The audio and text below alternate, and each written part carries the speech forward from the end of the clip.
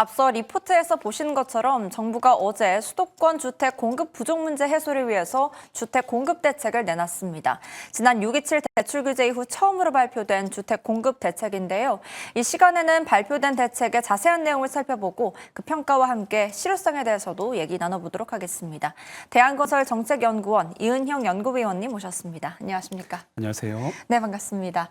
네, 일단 정부가 새로운 주택 공급 대책을 발표했습니다. 주요 내용에 대해서 간략히 소개 부탁드리겠습니다. 네, 어제 발표된 내용들은 여러 가지 내용이 나왔습니다. 주택 공급에 대한 내용이 있었고요. 수요 규제와 시장 감독에 대한 내용까지 있었습니다.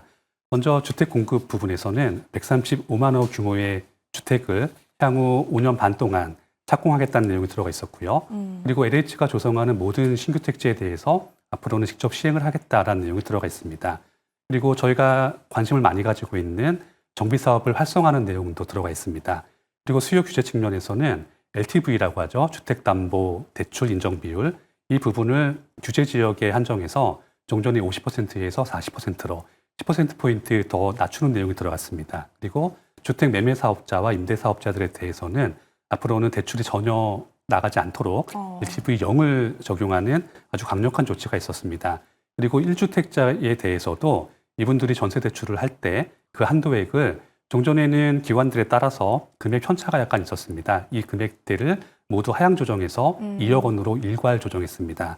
그리고 시장 감독하는 기능을 좀 더 강화해서 앞으로는 부동산 거래에 대한 여러 감독 기능 등을 더 강화하는 것이 들어가 있고요. 네. 더 나아가 필요하다면은 전담 조직까지도 만들어지는 것으로 되어 있습니다.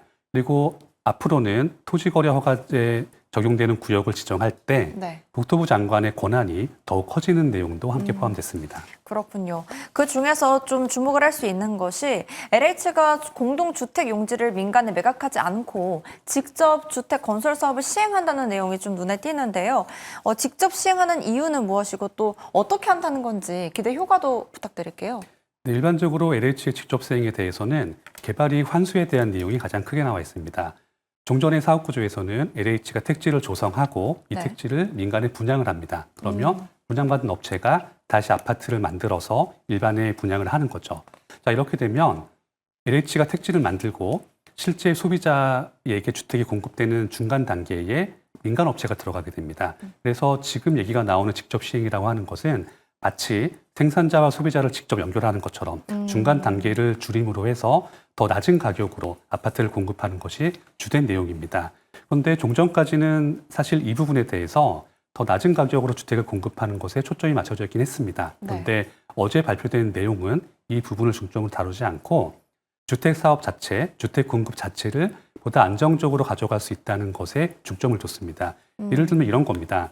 민간 업체들이 택지를 분양받아서 사업을 하기 직전에 어느 정도 사업 환경이 좋지 않다고 하면 착공을 미룰 수도 있습니다. 아하. 그리고 이제 사업 중간에도 어떤 뭐 자금 위기나 뭔가 문제가 생기게 되면 사업을 중단하거나 연기할 수도 있죠.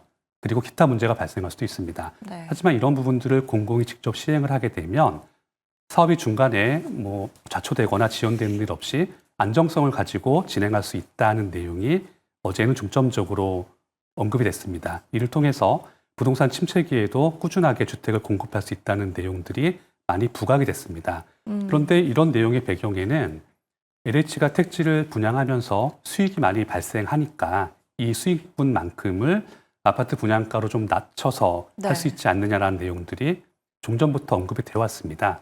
그런데 심플하게 생각하면 그걸로 끝나는 얘기지만 실제 실무적으로는 저희가 한 가지 더 생각해야 될 부분들이 있습니다. 왜냐하면 LH의 사업 부문들은 공공임대주택처럼 적자가 명확하게 발생하는 부분과 택지 분양처럼 흑자가 나타나는 부분이 갈라져 있습니다.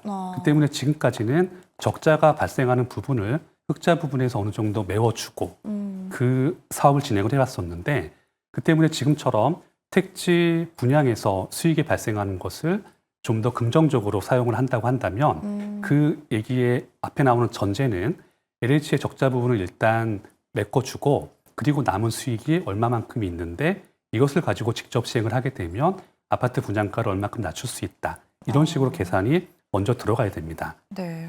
그리고 일각에서는 LH의 역량에 대해서도 많은 의견이 나오긴 합니다. 네네. 이제 이런 겁니다. LH가 지금까지 발표한 바로는 도급형 민간 참여 사업을 늘리겠다는 겁니다. 그러니까 LH가 시행사가 되지만 설계나 시공, 더 나아가서는 해당 건설 공사를 하는 자금 조달까지도 민간 업체에게 맡기겠다라는 것이죠.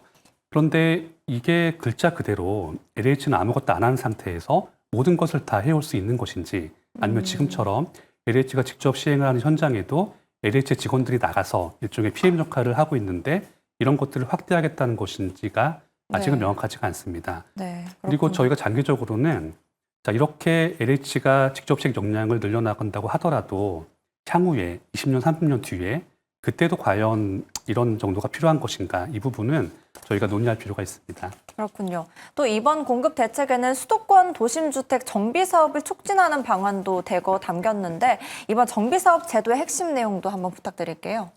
네, 이번에 135만 호 공급 목표죠. 이 목표 물량에서 가장 큰 비중을 차지하는 것이 정비 사업입니다. 약 23만 4천 가구를 차지하고 있습니다.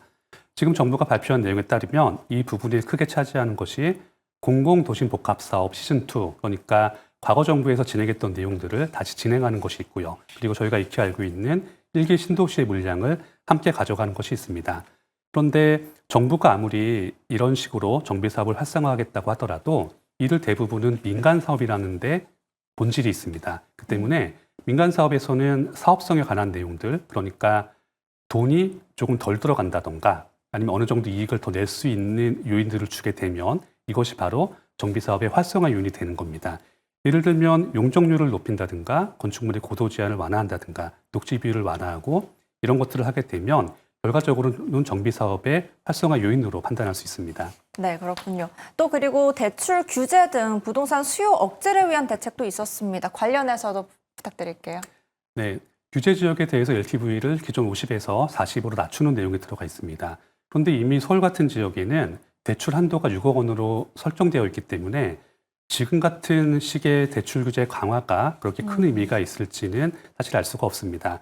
그런데 오히려 더 주목해야 하는 부분은 주택 매매 사업자와 임대 사업자에게는 LTV를 0으로 적용하겠다, 즉 대출을 해주지 않겠다는 내용이 들어가 있습니다. 이런 부분들을 감안하게 되면 이번 정부에서도 역시 다주택자에 대한 규제 완화 기조는 쉽게 이끌어내지 않을 것이다라고 저희가 전망할 수 있습니다. 네, 또 그런데 한 가지 우려할 점이 현재 집값 상승을 이끄는 곳 용산이나 뭐 강남 3구 등에 대한 대책보다는 수도권 외곽이나 뭐 이런 부분에 공급을 많이 하지 않습니까? 그렇다면 이 실효성이 약간 제한될 수도 있다 이런 전망도 있던데요. 네, 맞습니다. 이번에 발표된 대책의 이름 자체가 주택 공급 확대 방안입니다. 그 때문에 주택 공급은 아무래도 물량을 늘리는 쪽으로 나아갈 수밖에 없는데 저희가 현실적으로는 서울에 많은 물량을 공급하는 게 실현성이 높지는 않습니다. 그 때문에 정부 입장에서는 서울과 인접한 수도권에 아무래도 큰 물량을 가져갈 수밖에 없는 한계가 있습니다. 이런 부분들은 저희가 정부의 무리한 대책을 요구하는 것보다는 어느 정도 현실성 있는 방안을 기대하는 것이 더 적절할 것으로 보입니다. 네, 그렇다면 마지막으로 지난 6.27 대책 발표 이후에 수도권 주택 가격의 상승폭이 축소는 됐지만 여전히 우상향을 보이고 있거나 보합권에서 지금 거래가 되고 있습니다. 그렇다면 이번 대책은 과연 시장 안정을 좀 가져올 수 있을 거라고 보시는지요? 네, 지난 여러 해 동안 우리 한국 사회가 정부 주도로 해서 어느 정도의 공급 물량을 언제까지 확보하겠다라는 것들을 반복해서 들어왔습니다. 네. 그 때문에 이런 내용들이 보다 세부적으로 구체화되기 전까지는 저희가 실제 가능할 것이라고, 그러니까 단기에 가능할 것이라고 믿는 사람들이 많지는 않습니다. 결국 이 얘기는 이번 대책으로 인해서 시장 안정 효과가 단기에 크게 나타날 것으로는 기대하기 어렵다는 얘기가 됩니다. 네. 하지만 주택을 많이 공급하겠다는, 즉 주택 공급을 꾸준하게 유지하겠다는 정부 정책 자체는 유지가 되고 있기 때문에 이런 부분들은 저희가 장기적으로 살펴볼 필요가 있습니다. 네, 오늘 말씀 여기까지 듣도록 하겠습니다. 어제 발표된 주택 공급 대책의 내용과 그 전망까지 자세히 알아봤습니다. 오늘 말씀 감사합니다. 감사합니다.